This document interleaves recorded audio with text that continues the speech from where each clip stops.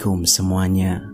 Bagaimana kabar kalian hari ini? Semoga kalian selalu diberikan kesehatan dan rezeki yang tidak terbatas. Amin. Seorang pria bernama Iwan menderita thalassemia, penyakit genetik yang diturunkan dari orang tua kepada anak. Pada penderita thalassemia, produksi sel darah merah tidak optimal sehingga sel darah merah mudah rusak. Akibatnya, penderita mengalami anemia sehingga membutuhkan transfusi darah rutin. Iwan tinggal di Palembang. Dia merupakan anak kedua dari 3 bersaudara. Ayahnya kepala dinas di sebuah instansi pemerintah di Sumatera Selatan. Sang ayah mengatakan bahwa sejak kecil Iwan adalah anak yang pendiam dan pengalah. Jika permintaannya tidak dikabulkan, Iwan tidak akan protes dan menerima apa adanya. Contohnya, menjelang Lebaran, meski kakak dan adiknya sudah dibelikan baju dan dirinya belum, Iwan tidak marah. Sikapnya yang pengalah membuat dirinya tidak punya musuh. Menurut sang ayah, Iwan taat beribadah dan tertutup, termasuk dengan orang tuanya. Seberat apapun persoalan yang dihadapinya, Iwan tidak pernah menceritakannya kepada siapapun. Iwan sayang pada saudara-saudaranya. Anak-anak tetangga juga suka padanya. Ketika Iwan dewasa dan tinggal di Palembang, setiap pulang ke rumah keluarganya, teman masa kecil Iwan pasti akan berkumpul di rumah dengan Iwan.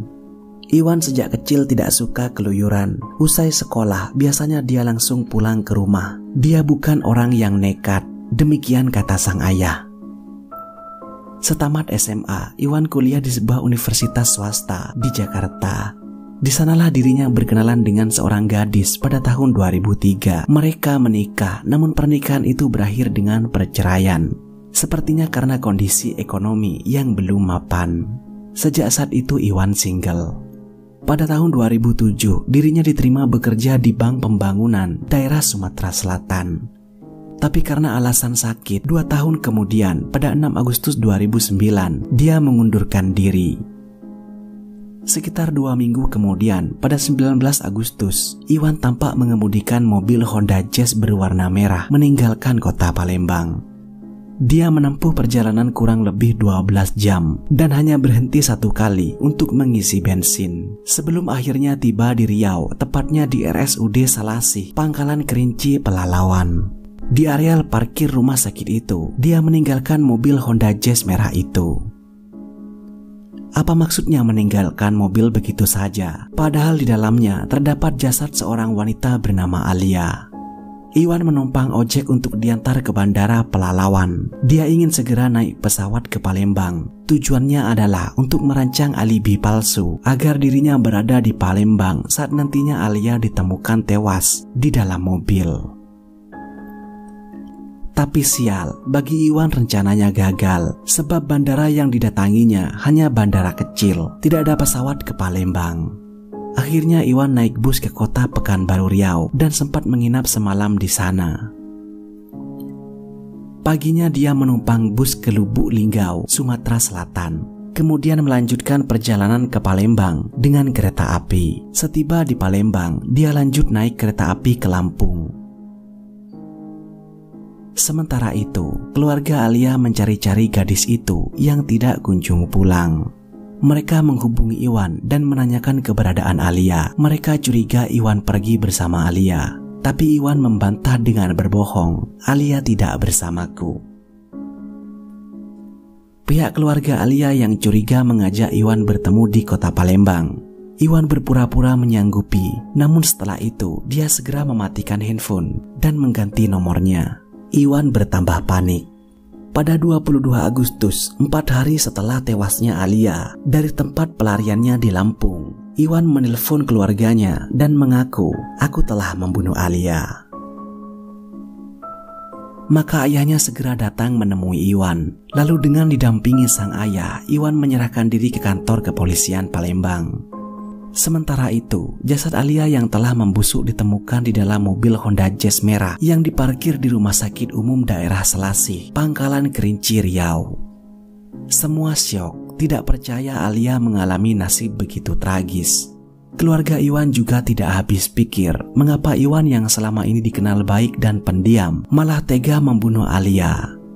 Namun siapakah Alia dan apa yang menyebabkan Iwan membunuhnya? Begini ceritanya. Alia adalah wanita yang cerdas, cantik, dan supel. Demikian orang-orang menggambarkan sosok Alia Pranitasari. Setamat SMA di Palembang, dirinya kuliah di Fakultas Kedokteran Universitas Sriwijaya, Palembang. Pada usia yang tergolong muda, yakni 24 tahun, dia sudah mengambil spesialis kandungan. Sama seperti ayahnya yang juga dokter ahli kandungan. Keluarga Alia memang keluarga dokter.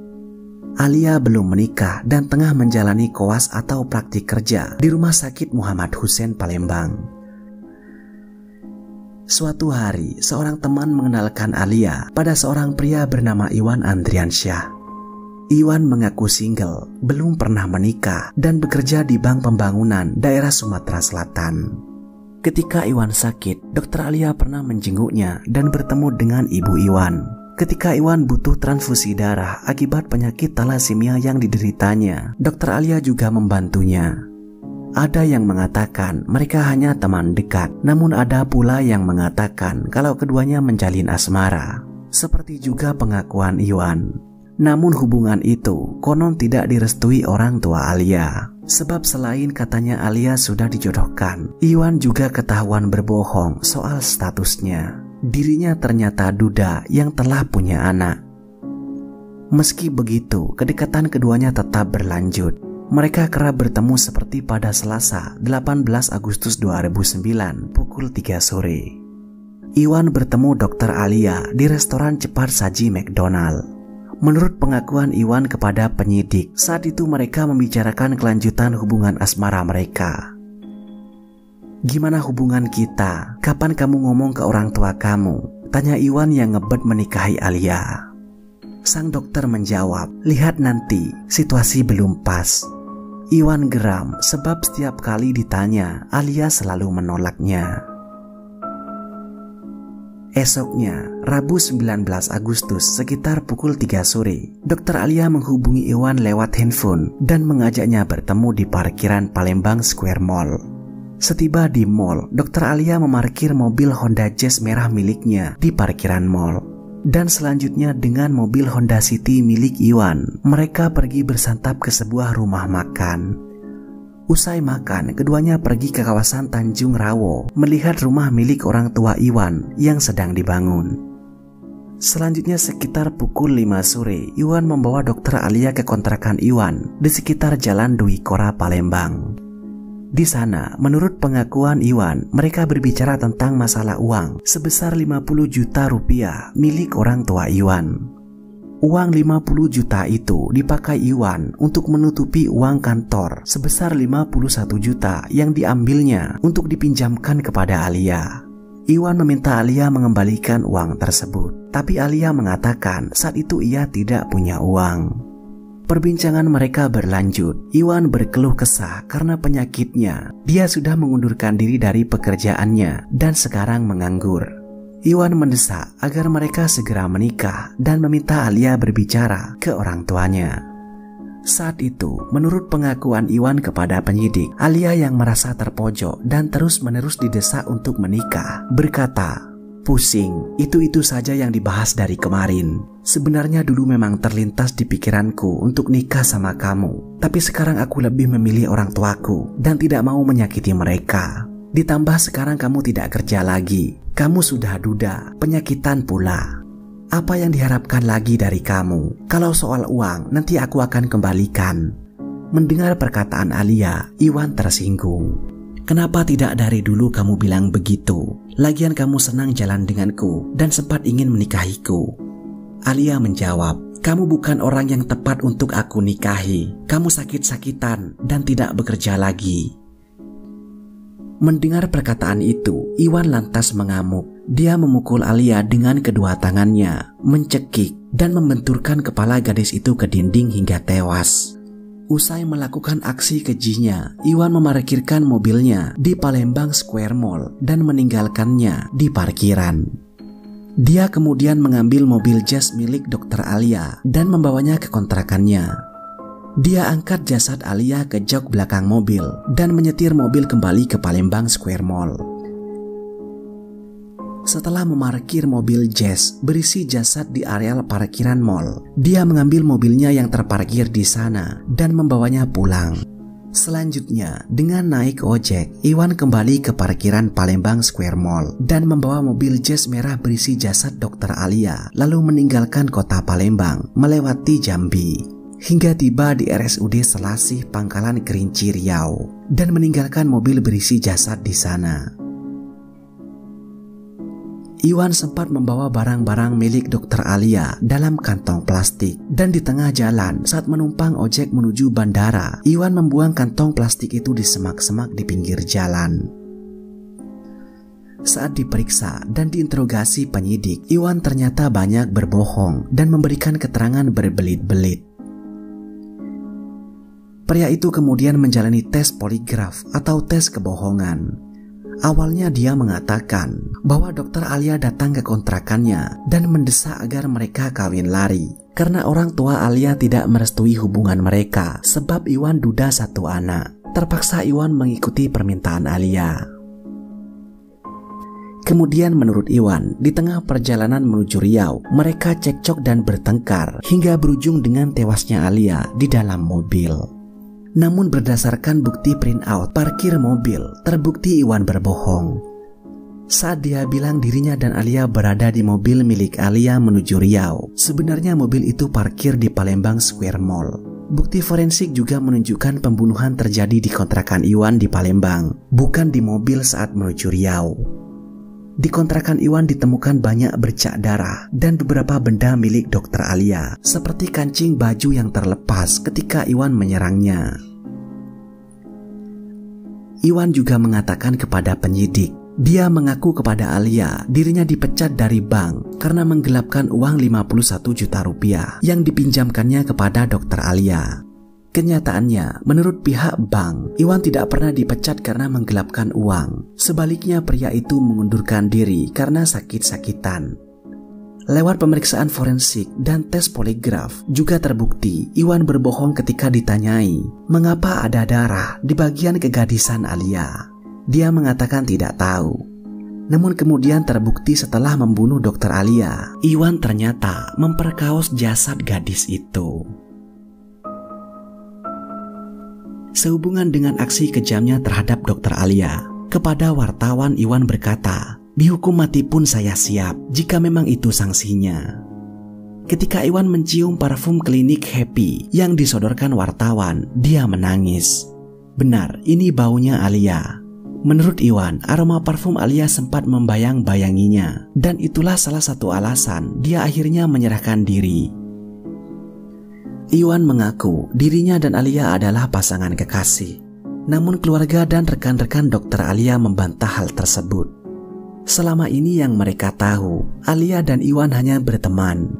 Paman Alia mengatakan Alia sudah punya pacar seorang dokter di Bengkulu. Menurut keluarganya, Alia menemui Iwan. Alia ingin menjelaskan bahwa dia sudah punya pacar. Iwan yang tidak terima lalu membunuhnya.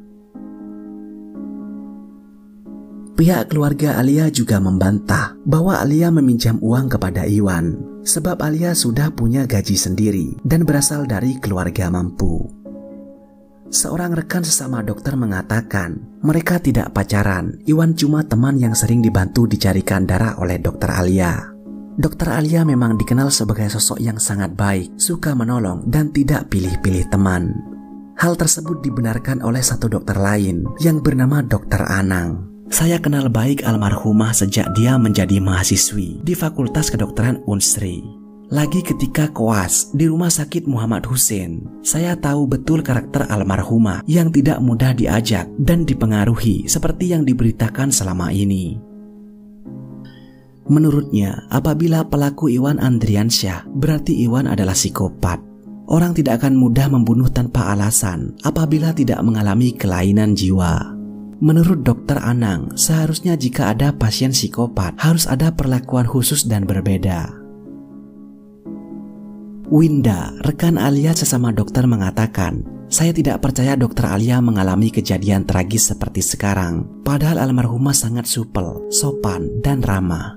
Menurut Winda, wajar jika dalam menjalankan tugas dan profesi sebagai dokter melakukan pendekatan terhadap pasien. Kemungkinan kedekatan inilah yang disalahartikan Iwan. Setelah semua peradilan Iwan, Pengadilan Negeri Palembang menjatuhkan vonis penjara seumur hidup kepada pria tersebut. Majelis hakim mengatakan tidak melihat satupun alasan yang bisa meringankan terdakwa Iwan. Perbuatan Iwan mencerminkan sikap tidak bermoral dan tidak manusiawi. Menanggapi vonis tersebut, Iwan hanya diam terpaku di tempat duduknya. Kepada media, ayah Dr. Alia, yang juga merupakan dokter spesialis kandungan mengatakan, awalnya pada hari kejadian, saat Alia tidak pulang, dia pikir mungkin Alia dirampok di tengah jalan. Sang ayah tidak menyangka, ternyata hidup Alia berakhir tragis di tangan Iwan. Saya berusaha tegar, saya sadar-sadarnya, semua orang pasti dipanggil Allah, hanya mungkin caranya berbeda. Dipanggil dengan cara seperti ini pastinya sama sekali di luar dugaan saya.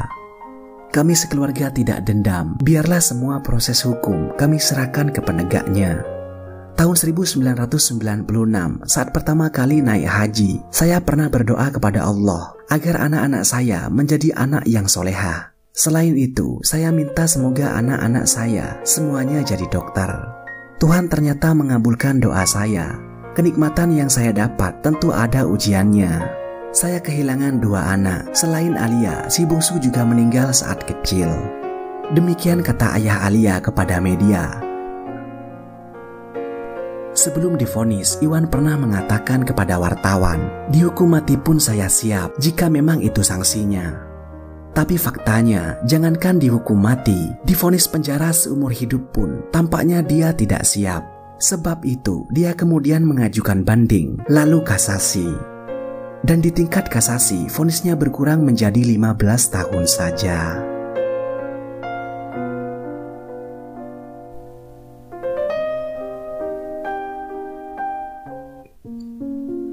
Apakah Iwan dan Dr. Alia benar-benar sepasang kekasih? Ataukah hanya Iwan sepihak yang terobsesi pada Dr. Alia? Sehingga saat sang dokter menolak ajakannya untuk menikah, Iwan murka dan membunuh sang dokter. Ataupun hal lainnya, hanya Iwan, Dr. Alia, dan Tuhan yang tahu kebenarannya. Tapi apapun alasannya, Iwan telah melakukan kegiatan keji yang bahkan membuat para iblis mengernyitkan dahi.